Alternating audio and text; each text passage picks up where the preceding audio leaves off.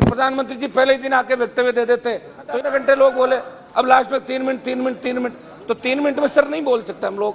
हमारा सवाल उठाओ, बात उठाओ, कहाँ से उठाएंगे? ये लोग फिर सेटिंग करके वापिस मिलकर अपना भाषण दे लेते हैं और हमारे जैसे लोग बीच में रह जाते हैं। तो मैंने आपकी तरफ सुनी है, मैंने आपकी तरफ हूँ और मैं इनकी तरफ हूँ। मैं अकेला लड़ाई लड़ रहा हूँ, मेरे दम पे लड़ाई लड़ रहा हूँ। मेरा ये था कि ईडी की एंट्री से कुछ नहीं होगा।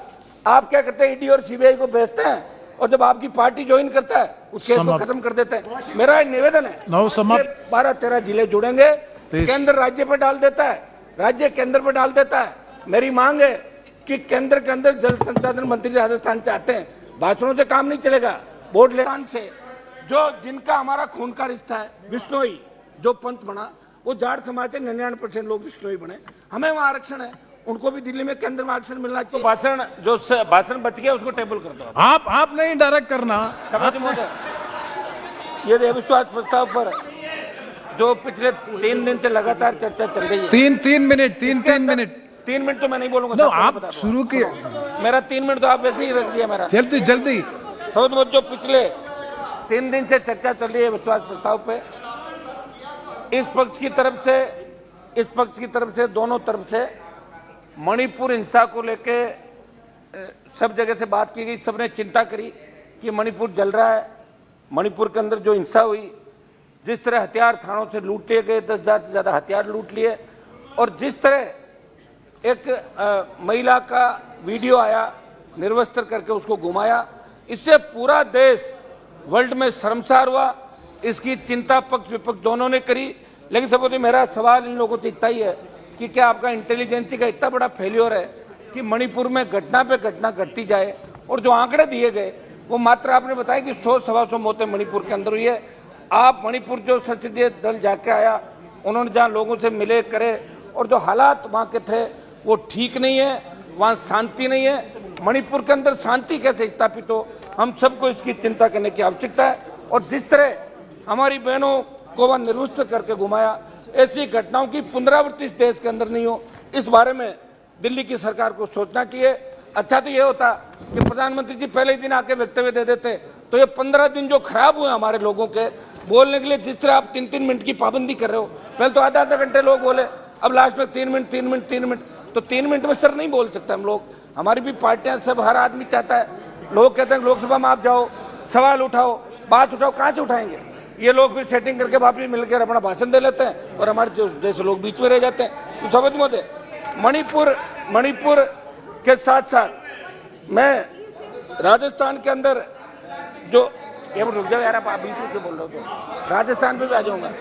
समझ मोदे, मैं राजस्थान की घटना पे भी आपका ध्यान आकर्षित करूंगा। यहाँ लोग बैठे होंगे। राजस्थान में मुख्यमंत्री जी का जो इलाका जहाँ से गृह मंत्री है, उस जवाहरलाल नेहरू यूनिवर्सिटी कैंपस के अंदर एक बालिका के साथ दुष्कर्म की घटना होती है। उस कैंपस के साथ अभी कुछ दिनों पहले, और एक किसान की बेटी को भीलवाड़ा के कोटड़ी में दुष्कर्म करके उसको जिंदा जलाया जाता है। जब तक वो जल नहीं जाती तब तक उसको कोयले की भट्टी के अंदर डाल दिया जाता है। ये राजस्थान की घटना है। समझ में, राजस्थान में 2019 से लेकर 22 के अंदर नाबालिग बच्चियों के साथ गैंगरेप के कुल 7,593, और 14 से लेके जब आपकी सरकार थी 16 तक राजस्थान में नाबालिग बच्चों के विरुद्ध यौन हिंसा के कुल 7,084 मामले उस समय भी दर्ज हुए थे।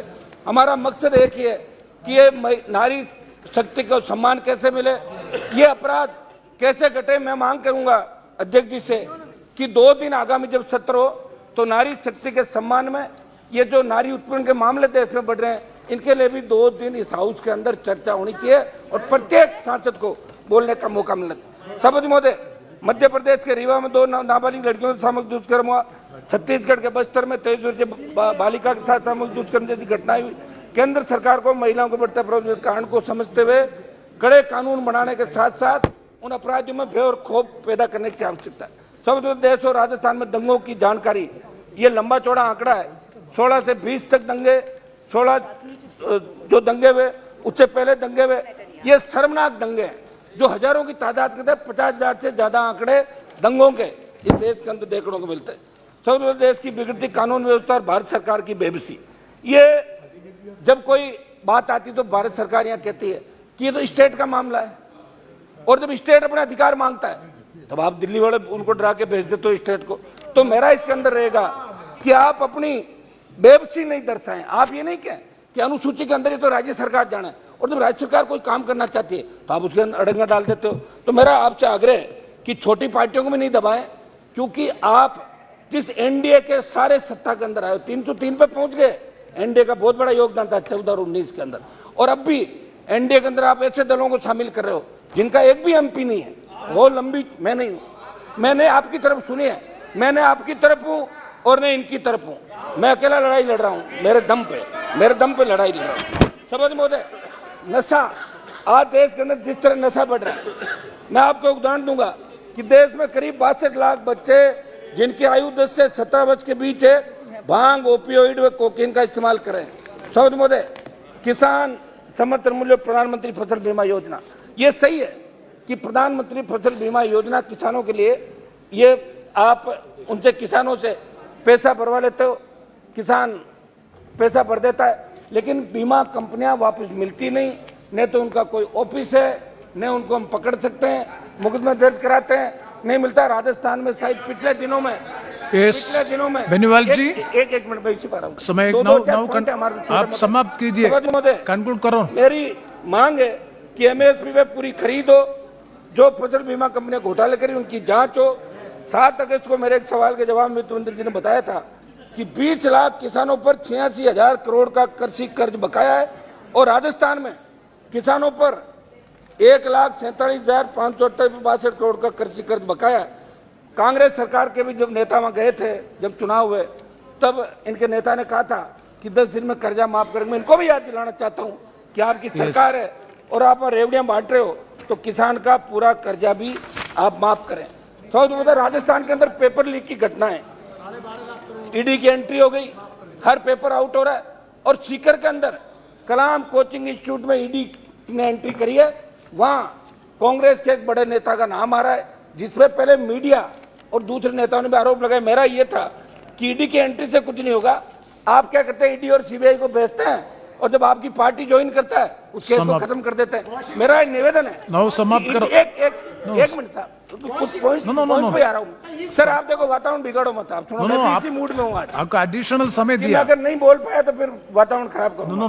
जल्दी मेरी बात सुनो, एक मिनट में सारी एक डेढ़, आपने इनको 15 मिनट दे दिए साहब, दो नहीं, आप 1.5 मिनट में बात, 1 मिनट से कंक्लूड करो। आप भी सिंगल मेंबर पार्टी से, आप कंक्लूड करो प्लीज। जानते रखो मोदी जी करते सर।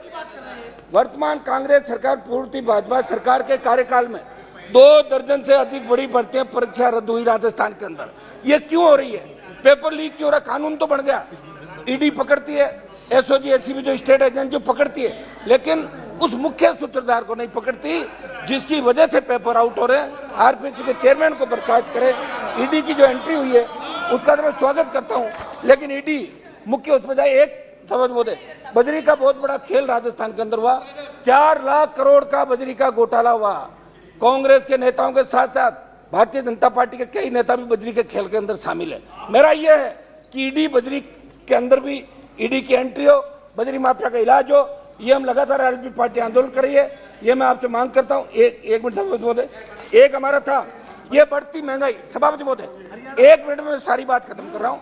महंगाई 2014 के अंदर जब सरकार आई, पेट्रोल डीजल 50, 52, 55 रुपए था, आज 100 रुपए चला गया। अंतर्राष्ट्रीय बाजार में प्रति बैरल क्रूड ऑयल की कीमतें कम। बात point final conclusion last page. ये एक मिनट साहब, ईआरसीपी अच्छा बोल रहा हूँ साहब, अच्छा भाषण है, लेकिन समय नहीं है इसलिए प्रॉब्लम। ईआरसीपी जो हमारी ईस्टर्न कैनाल परियोजना है, जिसमें राजस्थान के पूर्व के 12-13 जिले जुड़ेंगे, केंद्र राज्य पर डाल देता है, राज्य केंद्र पर डाल देता है। मेरी मांग है कि केंद्र के अंदर जल संसाधन मंत्री राजस्थान चाहते हैं, भाषणों से काम नहीं चलेगा, वोट लेने के वापिस जाना पड़ेगा। मैं मांग करता हूं कि इसको केंद्रीय परियोजना दिल्ली की सरकार घोषित करे, चुनाव का समय। या एक मिनट साहब समाप्त करता हूं। किसान आंदोलन हुआ, पहलवान बेटियां, आप बैठिए। एक मिनट हमारी पहलवान बेटियां न्याय के लिए जंतर मंतर पे बैठी थी, उन पहलवान बेटियों का उत्पीड़न हुआ, उनका शोषण हुआ, उन्हें मुकदमा दर्ज कराने के लिए सुप्रीम कोर्ट जाना पड़ा। इससे ज्यादा शर्मनाक बात नहीं हो सकती। Yes, कौन से श्रीमती महिला की माओ सुरक्षा की महित्रा बात आप जी। लोग करते हो? No, please, अगर महिला बेनीवाल सुरक्षा जी। की बात करते हैं तो हरियाणा के अंदर, एक मिनट लास्ट खत्म करता हूँ, हरियाणा में जाट आरक्षण आंदोलन के अंदर 50 से ज्यादा हमारे समाज के बच्चों ने शहादत दी। आपने जब बात करी, वार्ता करी, तब आपने कहा था कि मुकदमे वापस लेंगे। उन जाट नौजवान जेलों के अंदर बैठे हैं, जाट, पटेल और हमारे मराठे, जो गुजर, जिन जिन लोगों ने आंदोलन किया, महित्रा जी। मुकदमे देश की सरकार को। एक मिनट नो प्लीज, एक कितना समय आप 10 मिनट लिया ना। मेरी एक मांग ये रहेगी कि सभापति महोदय, हमारे राजस्थान से जो जिनका हमारा खून का रिश्ता है, बिश्नोई जो पंथ बना, वो जाट समाज से 99% लोग बिश्नोई बने। हमें वहाँ आरक्षण है, उनको भी दिल्ली में केंद्र में आरक्षण मिलना चाहिए। सिद्ध जो हमारे भाई उनको मिले, काम खानियों को मिले। मेरी ये मांग है कि जो हमारे भरतपुर, धौलपुर के साथ अन्य 8-9 राज्य के जाट है, जो स्टेट में आरक्षण मिलता है, धन्यवाद उनको धन्यवाद। दिल्ली में नहीं मिल रहा, नेक्स्ट माओ महित्रा उनको जी। भी नो आरक्षण प्लीज मिले। प्लीज ये प्लीज। मेरी मांग है कि एक लास्ट माओ जी, your mic is off, nothing is going on record. Last No, your mic is off. आप within 1 minute. No, आप within 1 minute से conclude करो. Last point पर. Yeah.